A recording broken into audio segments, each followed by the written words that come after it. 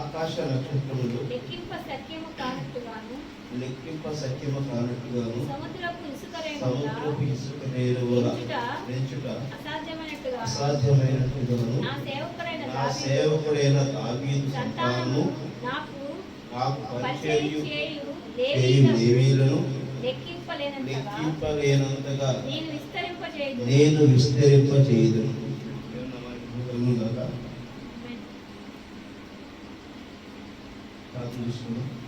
పరలోకమైన తండ్రి, పరిశుద్ధమైన తండ్రి, ప్రభువాన్ని ప్రేమించిన దేవాన్ని తండ్రి, దేవ సదాపతి వివరించుటకు ఎటువంటి అనుభవం అర్హత లేని వారినైనా మా సొంత ఆలోచనలు మరుగులు పెట్టి ప్రభావ మీరు రంగం మీద మాట్లాడగలుగుతారు.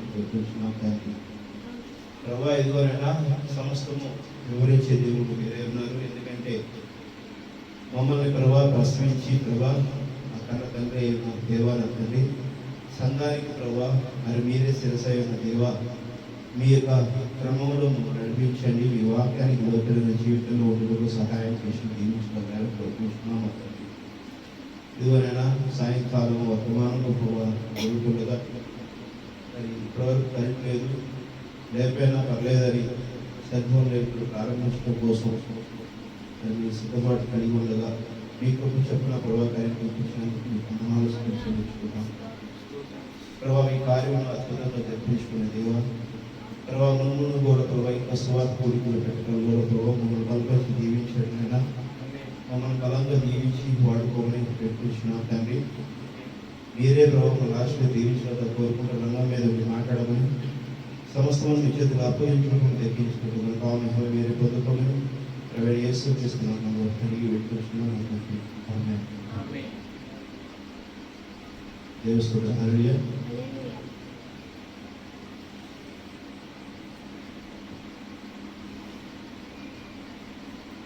ప్రతి ఒక్కరూ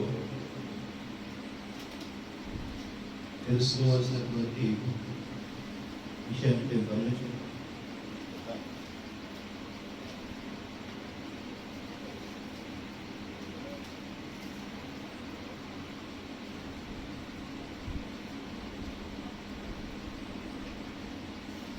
దేవుడు ఎన్నో అద్భుతాలు, ఎన్నో కార్యాలు, అద్భుతమైనటువంటి ఆశీర్వాదాలు ఇచ్చే దేవుడు.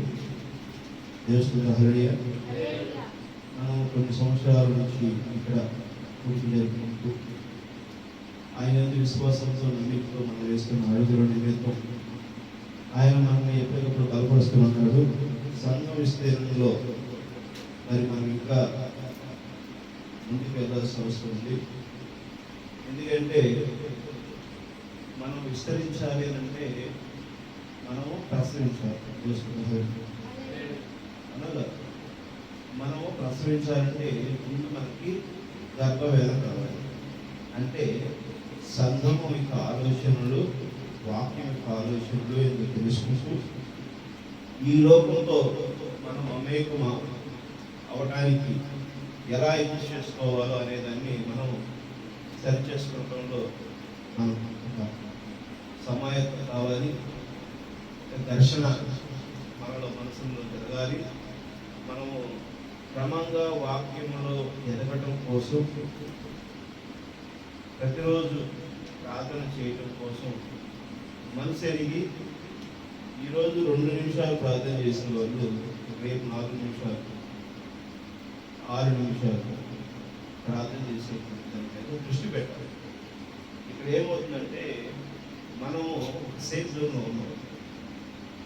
అవునగా అందరము మనకు కావాల్సిన ఆహార ఫుడ్లు మనకున్న పరిస్థితి అనుకూలించుకోండి. అందుకనే దేవుడి యొక్క విలువను మనం తెలుసుకోవాలి. ఎప్పుడైతే మనకు కన్నీళ్ళు వస్తుందో, ఎప్పుడైతే మనకు ఒత్తిడి గురవుతామో, ఎప్పుడైతే మనకు కష్టం వస్తుందో అప్పుడే దేవుడు చూపిస్తాడు. అది దేవుడు దగ్గర రావడం దేవుడు అనిపిస్తుంటాడు. ఎట్లా ఏదో తెలుస్తుంది. మనము ఎప్పుడు ఆయన ఎందుకు వినయం విధేయతతో ఆయన దగ్గర, ఆయన పేరు దగ్గర, బలిపేట దగ్గర మోకరించి ప్రార్థన చేసుకుంటూ తన ఆలోచనలు ప్రవక్త ద్వారా ఏ విధంగా చెప్పి ఉన్నాడో మరి సేవకుల ద్వారా మన విషయాలు మనకి ఏం చెబుతున్నాడు అనేది ప్రతి వారం ఒకరికొకరు చెప్పుకుంటూ కుదురుకుంటూ దేవుని వాక్యాన్ని చెప్పింది కదా, దేవుని వాక్యం చెప్పిన ప్రకారం మనం జీవించాలి కదా. ఇదిగో నీలో ఈ పొరపాటు ఉంది, ఇది సరి చేసుకో, దీన్ని నేర్చుకో, అలవర్చుకో అని చెప్పుకునేటువంటి పరిస్థితిలో సంఘము బలపడాలి. అది హిందూ కుటుంబాల నుంచి మనం వచ్చాం. అయినప్పటికీ పాపముఖాతుల నుంచి మన యొక్క బ్లడ్లో కొన్ని భావాలు, కొన్ని ఆలోచనలు జీవించిపోయింది. కానీ నిజమైన దేవుని ప్రభువైన యేసుక్రీస్తుని నువ్వు గ్రహించినప్పుడు, ఆయన వైపు నువ్వు చూసినప్పుడు, నీ మనసు అంగీకరించినప్పుడు ఖచ్చితంగా దేవుడు చెప్పిన విషయాన్ని మనం మర్చిపోవాలి. మనం ఎక్కడ ఉన్నామో అక్కడ ఆ పరిస్థితి కూడా దేవస్థానం. ఎందుకంటే మనం ఇక్కడ గత 2 వారాల క్రితం కేరళ ప్రాంతం వెళ్ళాం. మా కుటుంబ సభ్యులందరూ వెళ్ళినప్పుడు నేను క్రైస్తవం ఆంధ్రాలో, కానీ అక్కడికి వెళ్ళిన తర్వాత బ్రెడ్ ఆమ్లెట్, మ్యాగీ, లేకపోతే ఏం దొరికితే అది దోశ, లేకపోతే ఏదో ఒక కాయలు, ఇలాంటివి అక్కడున్న పరిస్థితి మనం అలవర్చుకుంటాం. మన నార్త్ సైడ్ అయితే రొట్టెలు, చపాతీలు ఇవే. అదే ఢిల్లీ సైడ్ అయితే చిన్న చిన్న బూర్లు ఏదో పెద్దగా అక్కడ ఆహార అవగాహన లేదు. మరి వేరే దేశానికి వెళ్తే అక్కడ ఉన్న పరిస్థితి. అలాగే మనము ఎవరిని గుర్తెరిగాము, ఎవరి దగ్గరికి ఆశ్రయం పొందుతున్నాము, ఆయన చెప్పినటువంటి దాంట్లో మనం కూడా తెలుసుకుని అడుగు వేయాలి. ఎవరు ఇక్కడ ఎవరిని బలవంతం చేయటం, ఎవరికి నచ్చిన విధంగా వారు వారి యొక్క దేవతామూర్తులు, దేవుళ్ళు చూస్తుంటారు. ఎవరి అభిప్రాయం వారి, ఎవరి మనోభావాలు వారి. అయితే మనకి ఇక్కడ ఉన్నటువంటి పరిస్థితి ఏంటంటే, మనము ఎలాంటి పరిశ్రమలు చేసుకున్నాం, దేవుడిని మనం ఎలా గుర్తెరిగాము, ఏమైనా యేసుక్రీస్తు మనం వెంబడించాలనుకుంటున్నది ఏ విధంగా కలిగి ఉన్నాము అనే దాన్ని మనమే సరి చేసుకోవాల్సిన వారుగా ఉన్నాం.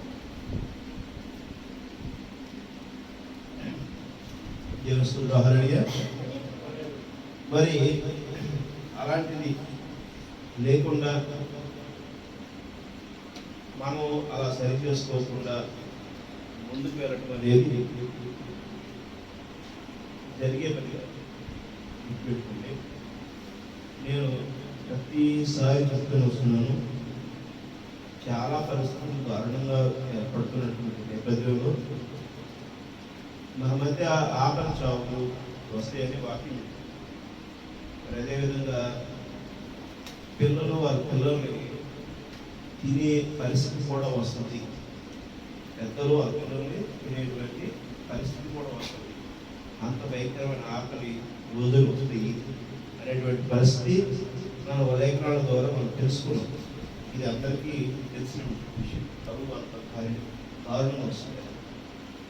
మరి ఇప్పుడు మనం గమనించినట్లయితే గత నెలకి ఇప్పటికీ మనం చాలా నిత్యావసర సరుకుల ధరలు పెంపొందింది. మనం రోజువారీ వాడేటువంటి వస్తువుల ధరలు గత నెలలో ఇప్పటికీ చాలా పెరిగింది. 140 రూపాయలు ఆయిల్ ఉంటే ఈరోజు 210 రూపాయలు తగ్గింది.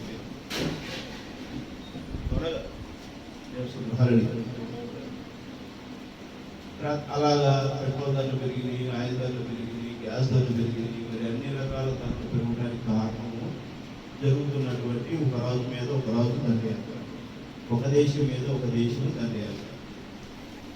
యుద్ధం అనేది ప్రాధాన్యం పెరుగుతుంది కాబట్టి జరుగుతున్నటువంటి నిమిత్తము మనము ఈ ఒత్తిడి కలిగినటువంటి ప్రపంచంలో మనం ఉన్నామంటే మనం ఎలా జాగ్రత్త మీరు సమయంతో అవ్వాలి. వచ్చామంటే వచ్చాము, వెళ్ళామంటే వెళ్ళాము అనేటువంటి పరిస్థితులు మీరు చూడదు. ఇంకో విషయం, నా చిన్నతనం నుంచి ఇప్పటి వరకు కూడా ఎప్పుడు 46-47 డిగ్రీలు ఉష్ణోగ్రత వేసవిలో చూడటం తప్పనిచ్చి అంటే టాప్ అంతకు మించి ఎప్పుడు వెళ్ళలేదు. 50 డిగ్రీలు ఎప్పుడు దాటలా. కానీ ఈ సంవత్సరం 54 డిగ్రీలు దాటుతుంది అని వాతావరణ శాఖ అంచనా వేసింది. ఈరోజు చూస్తే రోడ్డు మీద వెళ్తుంటే మొహం మండిపోతుంది. ఏదో ఒక నిప్పులకు ఒక కుంపటిలో మనం వేస్తే ఎలా కాలిపోతామో అలాంటి పరిస్థితి. 153 సంవత్సరాల తర్వాత ఇలాంటి పరిస్థితి వచ్చింది. గత 153 సంవత్సరాల కిందటే ఇలాగ వచ్చింది. ఇప్పుడు మన భారతదేశం మీద 3000 కిలోమీటర్లు, ఇంచుమించు 3000 కిలోమీటర్లు పైబడినటువంటి మేఘాలు ఆవర్తనం చెందింది. వాటి ప్రభావం వలన సూర్యరశ్మి కిరణాలు రిఫ్లెక్ట్ అవుతుంది. అంటే క్లైమేట్ మొత్తం కూడా డిఫరెంట్ చేంజ్ అవుతుంది. అంటే ఉండవలసినటువంటి వాతావరణం తారుమారైంది. ఒక గొడుగులాగా మేఘాలు కమ్మేస్తే మరి ఏమవుతుంది? ఇక్కడ అలా జరుగుతుంది. మరి మొన్న ఉత్తరప్రదేశ్లో భయంకరమైనటువంటి వర్షం, ఒక్కరోజే 220 మిల్లీమీటర్ వర్షపాతం, అంటే సుమారు 22 సెంటీమీటర్ వర్షపాతం ఒక్కరోజు. 22 సెంటీమీటర్ల వర్షపాతం అంటే ఎంత భయంకరంగా తెలుసా? అక్కడ 11 మంది చనిపోయారు ఆ వర్షం. మరి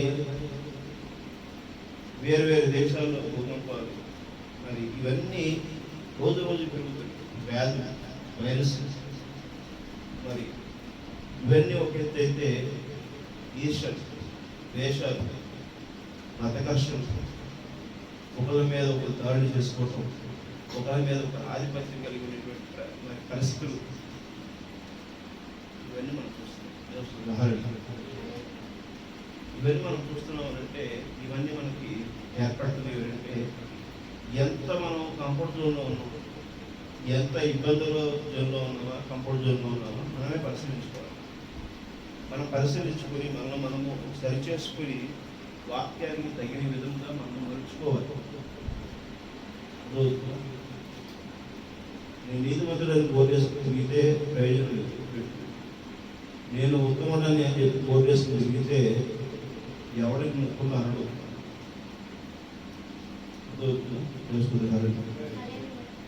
ఒక సింహము రోడ్డు మీద తిరుగుతుంటే, అడవిలో తిరుగుతుంటే ఇంకో సింహం ఒప్పుకుంటా నేను సింహాన్ని అని చెప్తాడు చేసి. ఒక జాతి జంతువు ఇంకో జాతి జంతువు ఆధిపత్య పరిస్థితి ఉంటుందా? ఒప్పుకోదు. అలాగే మనుషుల్లో కూడా ఆ వ్యత్యాసం ఉంది. మన యొక్క గొప్పని, మన యొక్క స్థితిని ఎదుటివారు గుర్తించి ప్రకటించాలి. వాళ్ళు ప్రేమించాలి, వాళ్ళు ప్రకటించాలి. మనకు మనముగా చెప్పాలి కూర్చుంటే మనమే ఏమేమితో తగ్గించబడతాం. అందుకని వాక్యం చెబుతుంది, ఎవరికి వారు తగ్గించుకోండి, హెచ్చించబడతారు. మనమే హెచ్చించుకుంటే ఏముండదు. కాబట్టి ఎవరి వాళ్ళు మనసును మార్చుకోండి. ప్రేమతోనూ, ఆప్యాయతతోనూ, గౌరవంతోనూ, ఒకరినొకరిని ప్రేమించే వారితో ఉండండి. ఎందుకంటే దావీదు మహారాజు ఎంతో ప్రేమ కలిగినటువంటి వాడు, ఎంతో బలశాలి. ఆయన ఉండటానికి 3.5 అడుగులు ఎత్తు ఉంటాడు. అయినప్పటికీ ఆయన రాజ్యం అంతా ప్రేమించాడు. వారందరి కోసం ఒక అద్భుతమైనటువంటి పరిపాలన చేశాడు దశరథుడు. మరి అలాంటి దావీదుకి వారసులుగా నిన్నును నన్నును ఆయన ప్రేరేపించడంలో ఆశీర్వదించాడు. ఆయన ఏమంటున్నాడు చూసారా? ఆకాశం నక్షత్రులు లెక్కింప శక్యము కానట్టుగాను, సముద్రపు ఇసుకలేనువులు నిలుచుట అసాధ్యం అయినట్టుగాను, నా సేవకుడైన దావీదు సంతానమును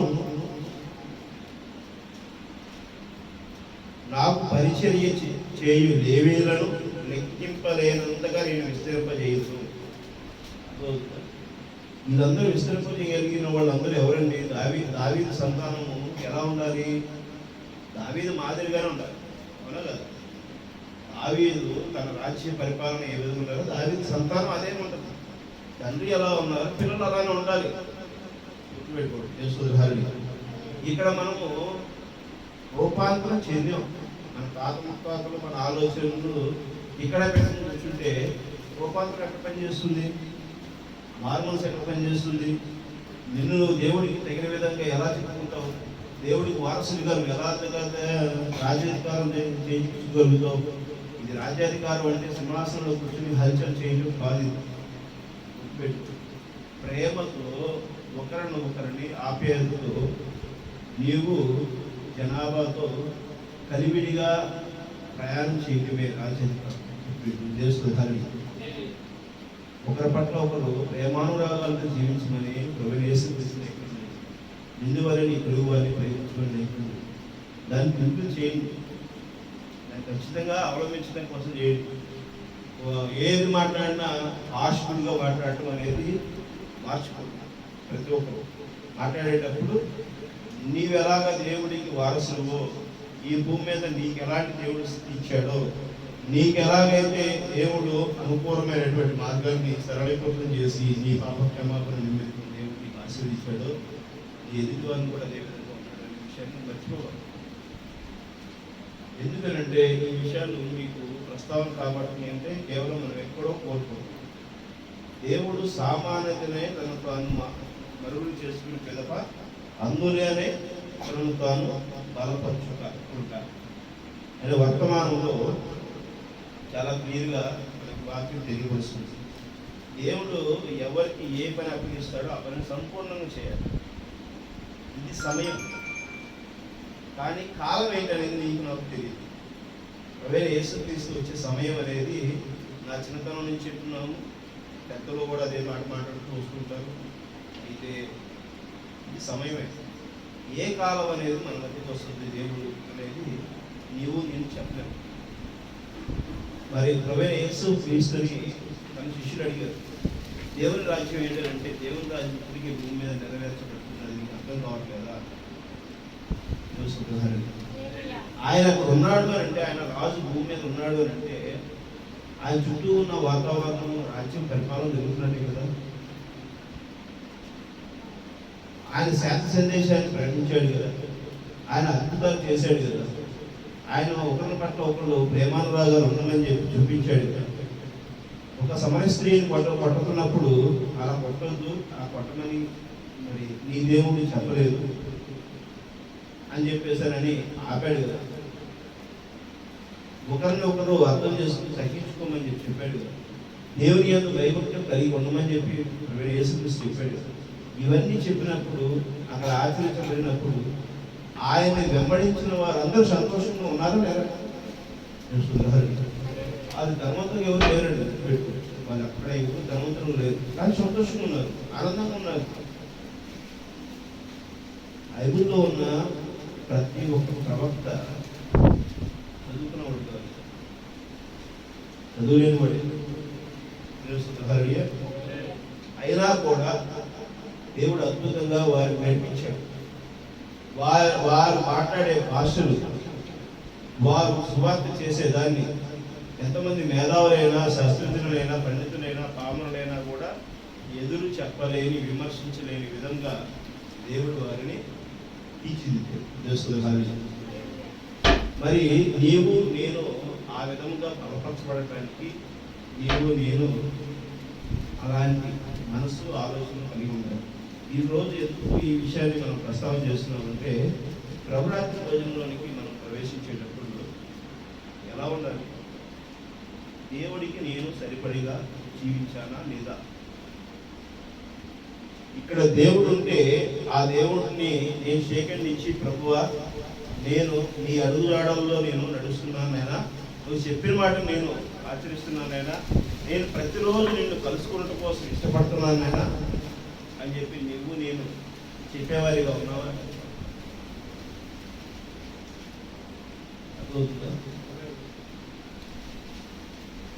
దేవుడు నీ పక్కన ఉన్నాడు అనేటువంటి విషయాలు మర్చిపోయి నేనున్నా, నేను మాట్లాడుతున్నా, నాకెదురు చెప్తారా అది మనం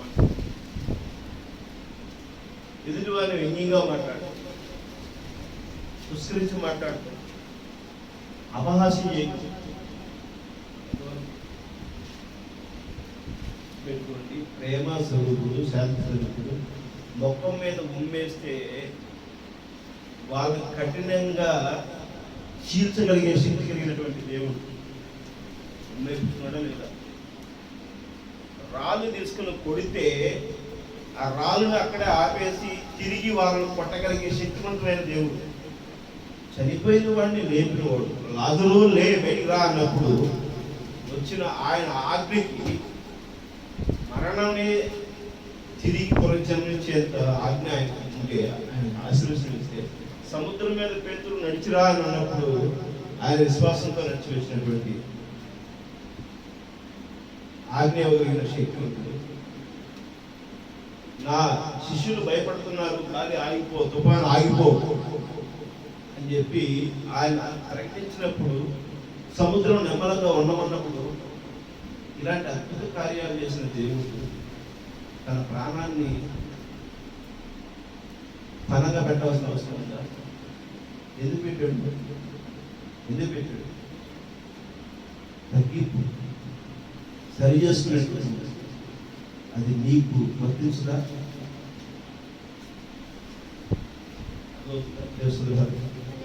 అది నీకు వర్తించుదా? నీ దేవుడే ఈ లోకంతో శాంతి సందేశంతో యుద్ధం చేస్తే నువ్వు విరవికేతనంతోనూ, కోపంతోనూ, అహంకారంతోనూ, దుర్భాషాడటంతో, ఆధిపత్యంతోనూ పోరాటం అనుకుంటావా?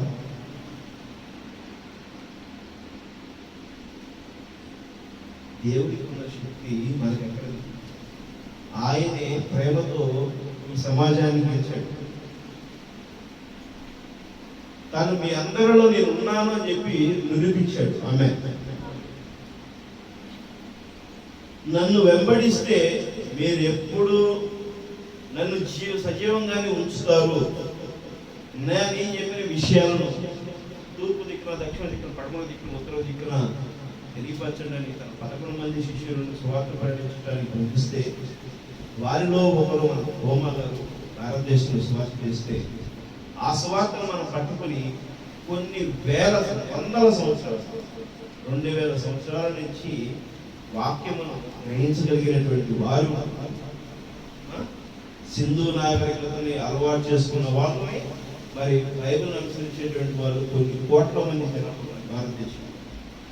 మరి వారిలో మీ దగ్గరికి, నా దగ్గరికి తండ్రుల ఉదయం పిల్లల వైపున, పిల్లల ఉదయం తండ్రుల వైపున లేఖనం వస్తుంది అంటే, దావీదు సంతానముగా విస్తరింప చేయడానికి నీతో నాతో వాక్యం మాట్లాడుతుంటే, నీవు నేను ఆశీర్వచనం కలిగినటువంటి అవకాశాన్ని దుర్వినియోగం చేసుకుంటావా? దుర్వినియోగం చేసుకుంటావా? ఇచ్చిన అవకాశాన్ని దుర్వినియోగం చేసుకుంటావా? ఏంటి అవకాశాన్ని అందించుకుందాం, దుర్వినియోగం చేసుకుందాం? ఏమండి మనకి ఇచ్చిన అవకాశాన్ని దుర్వినియోగం చేసుకుందామా, ఉపయోగించుకుందామా? ఉపయోగించుకోవాలంటే మనం సరి చేసుకోవాలి. చేసుకుంటాం. ప్రభువైన యేసుక్రీస్తు నామములో బాప్తిసం తీసుకున్నాము, ఏదో నీటిలో మనం మునిగి వేసాము అంటే కాదండి. ప్రభువైన యేసుక్రీస్తు ఎంత శాంతపరుడు, ఎంత తగ్గింపు కలిగిన వాడు, ఎంత ప్రేమ కలిగిన వాడు, ఎంత మనల్ని ప్రేమించాడు. ఆయన మన కోసం ప్రాణం పెట్టినటువంటి స్థితిని మనం కలిగి ఉన్నాము. అలాంటి స్థితిని మరి ఇప్పుడు నువ్వు చేయగలుగుతావా? నువ్వు చేయగలుగుతావా? నువ్వు ప్రాణం పెట్టగలుగుతావా? నా మాదిరిగానే మీరును కాడిపోయింది అంటే, అమ్మో నా భయం, అమ్మో నా, నీ కొరకు నువ్వు బతుకుతావు, నీ కొరకు నువ్వు బతకడం కోసం భూమి మీద కాలాలు పెట్టుకో. ఆమె దేవుని యొక్క సందేశము మీకంటే ముందు వచ్చిన వాళ్ళు, మీతో వచ్చిన వాళ్ళు, మీ తర్వాత వచ్చిన వారు మర్చిపోయిన వాక్యాన్ని గుర్తు చేయడానికి నీవు నేను దేవుడు ఏర్పరచుకున్న బిడ్డలం. ఆమె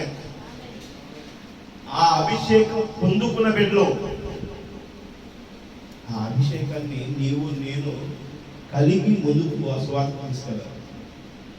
ఏదో గొప్ప విషయమా, మతప్రచారమా, లేకపోతే ఇంకోట కాదు. ప్రేమ ప్రేమ అంతే.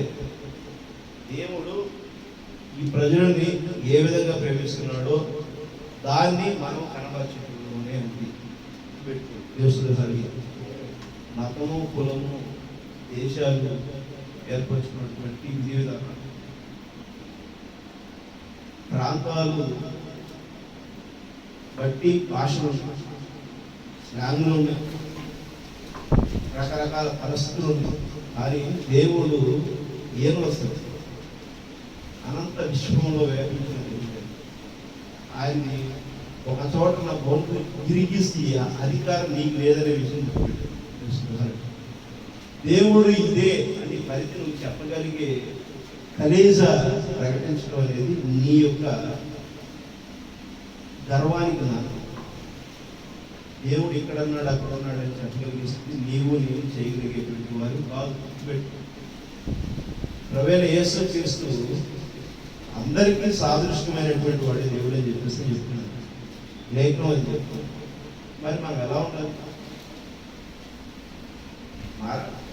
మార్పు రావాలి, మారువలసి రావాలి, సరిచేసుకునేదానికి ఉండాలి. అందుకని వాక్యము, ప్రవక్త చెప్తున్న వాక్యం ఎలా ఉంటారు? దేవుడు సామాన్యత యందు తనను తాను మరుగు చేసుకుని కనబరుచుకుని, సామాన్యతలో కనబరుచుకుని పిదప అందులోనే కనబరుచుకున్న దానిలోనే తనను తాను బలపరుచుకుంటా. ఎంత గొప్ప టైప్ ఇచ్చాడు ప్రవక్త. కనబరుచుకుని ఆ కనబరుచుకున్న దాంట్లోనే తనకు తాను బయలుపాటు చేసుకోవాలి. దేవుడు ఎవరు అనేటువంటి విషయాన్ని మనం ప్రకటిస్తున్నాం. ఆ ప్రకటిస్తున్నది ఆ పిదప మనం ఏదైతే చెప్తున్నామో దాన్ని, అంటే మనలో నుంచే దేవుడు కనపరచబడాలి. ఎందుకు ఒక విషయాన్ని ప్రవక్త మనకు చెప్తా వచ్చేది, ఒక సందేశం ఉంది దాని మీద. కాబట్టి ఆ మాదిరిగా మార్చుకోవడం కోసం ప్రయత్నం చేయండి. దేవుడు అబ్రహాము కుమారుడు, దావీదు కుమారుడు, మరి మనిషి కుమారుడు, మరి పరిశుద్ధాత్మ కుమారుడు. అబ్రహాము కుమారుడుగా ఆయన ప్రకటించుకున్నప్పుడు, అబ్రహాము వారసత్వాన్ని ప్రపంచానికి పరిచయం చేసినప్పుడు అన్ని సాతాను గారు అర్థం చేశాడు, సవరించాడు, ఈక్వాలిటీ చేశాడు. అవునా కదా? లోతు దినాలు వచ్చినాయి కదా, అవునా? అబ్రహాము లోతు అన్నదమ్ములైతే అబ్రహాము వారసత్వం ఏంటి అనేది, ఆయన యొక్క మరి వారసు ఏ విధంగా జీవిస్తాడనేది ఒక అద్భుతమైన రాజ్యాన్ని చూపించాడు. కానీ లోతు దినాలలో అవన్నీ పడిపోయింది కదా. మరి దావీదు అద్భుతమైన సామ్రాజ్యాన్ని చూపించాడు. మరి ఆ అద్భుతమైన సామ్రాజ్యం అంతా కూడా కనుమరుగైందా లేదా? దాన్ని పట్టిపోకుండా కాపాడటం కోసం ఎవరు ఎన్ని ప్రయత్నాలు చేసి ఆగిందా?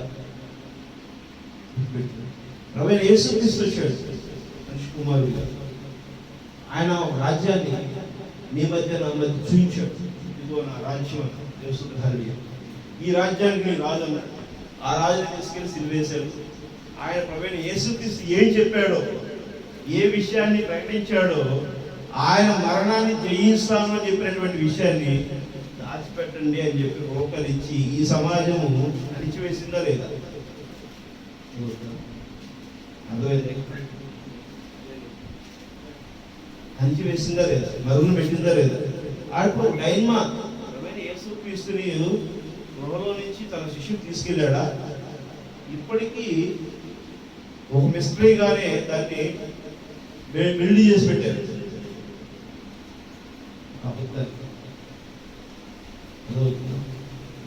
మరి ఇప్పుడు వాక్యమును గ్రహించినటువంటి వధువు, పరిశుద్ధాత్మలో నుంచి పుట్టినటువంటి వధువు ఏమవ్వాలి? సాతానుడు ఆలోచనను అటపంచి చేయాలి కదా, బంధించాలి కదా, అణిచివేయాలి కదా.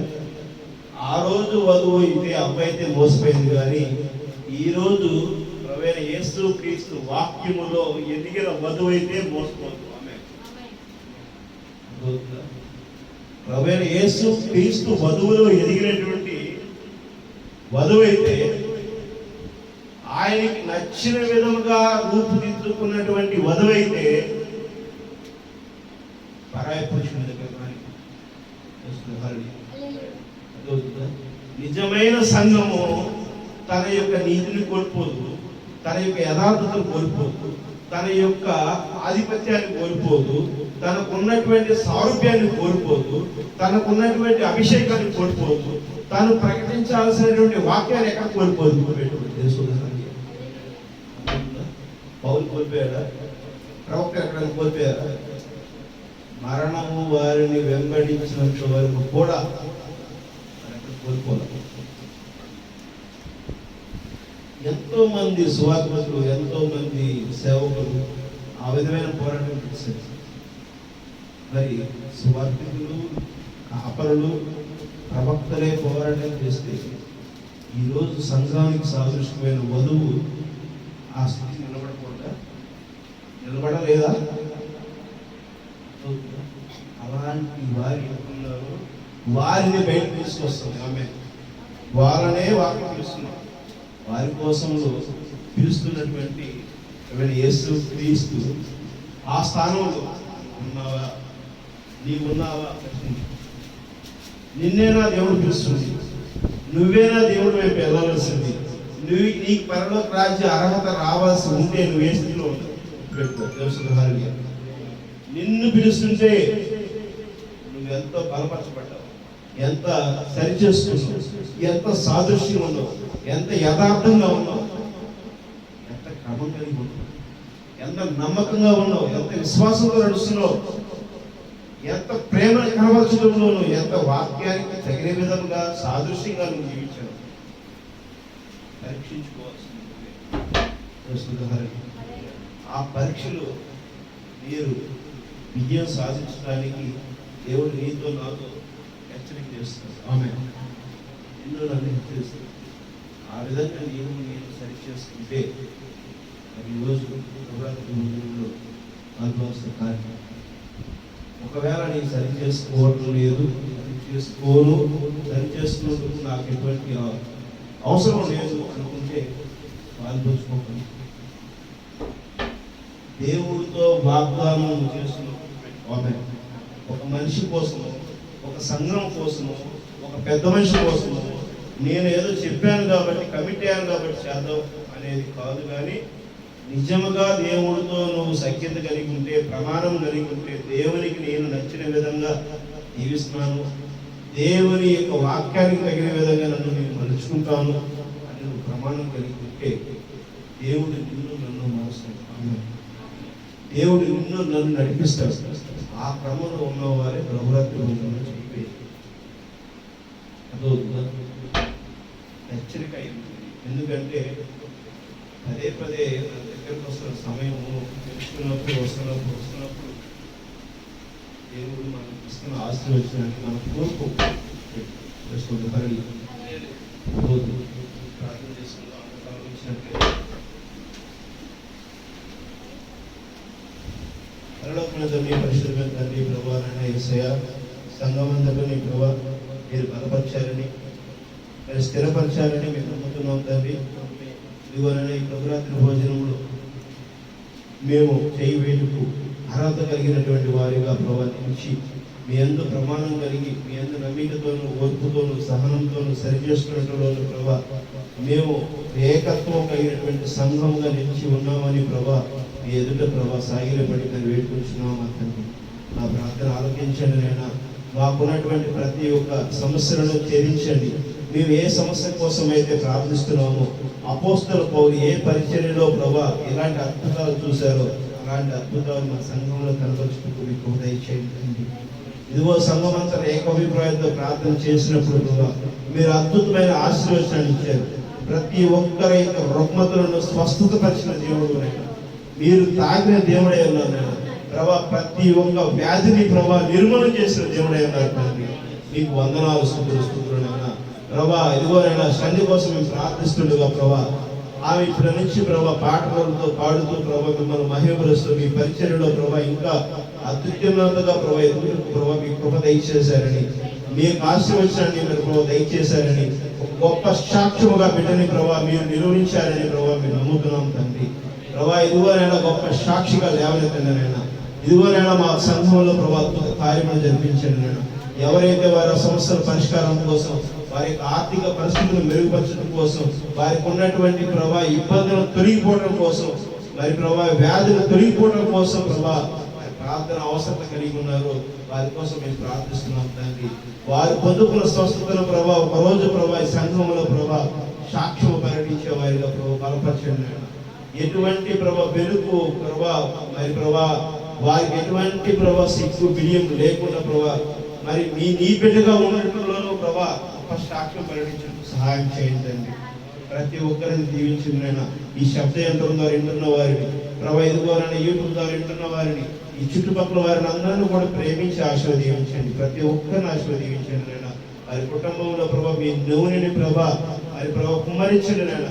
ప్రతి సమస్యను పరిష్కరించండి నాయన. మీరు అభివృద్ధి పరచుకోవాలని కోరుకున్నాం కానీ మా పరిచయాన్ని బలపరచండి, సువార్తను బలపరచండి అని మీ కాపుదాలు భద్రపరిచి దీవించగలుగుతారని కోరుకుంటూ యేసు చేస్తున్నాము అని వేడుకుంటున్నాం తండ్రి. ఆమేన్.